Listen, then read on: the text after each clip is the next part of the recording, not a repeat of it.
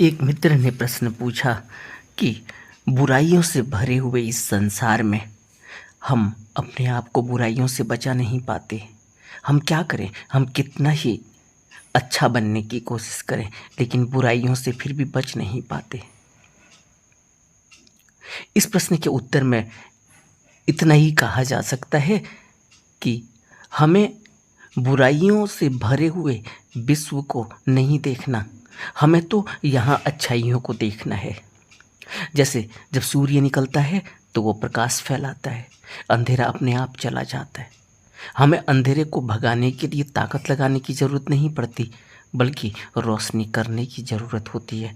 रोशनी करने की तरफ ध्यान देना चाहिए, बजाय इसके कि अंधेरे को भगाने के लिए कोई ताकत लगाई जाए।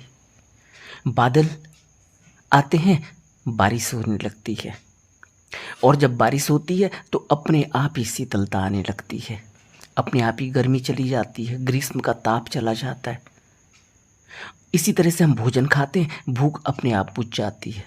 अब भूख बुझाने के लिए भोजन करना होगा। अगर हम सोचें कि भूख को बुझा दें, ताकत लगाएं भूख को भगाने की, वो ऐसे नहीं भागेगी। भोजन की तरफ ध्यान देना होगा, भोजन खाते ही भूख चली जाएगी।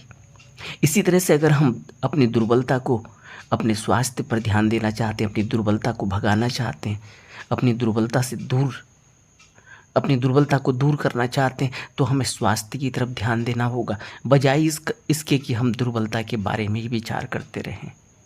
स्वास्थ्य के नियमों पर हमें अडिग रहना होगा। इसी तरह से अगर हम अज्ञान से दूर रहना चाहते हैं, अज्ञान को भगाना चाहते हैं ज़िंदगी से, तो फिर हमें ज्ञान प्राप्त करने के लिए कोशिश करनी चाहिए, बजाय इसके कि हम अज्ञान को भगाने के लिए ताकत लगाएं। अज्ञान अपने से नहीं भगेगा, ज्ञान आते ही अज्ञान अपने से चला जाएगा। इसलिए सीधा रास्ता यही है कि हम बुराइयों की तरफ ध्यान न दें, बल्कि हम क्या अच्छा कर सकते हैं। अच्छाई से बुराई अपने आप चली जाएगी। बुराई को भगाने के लिए ताकत नहीं लगानी, अच्छाई को बढ़ाने के लिए ताकत लगानी है।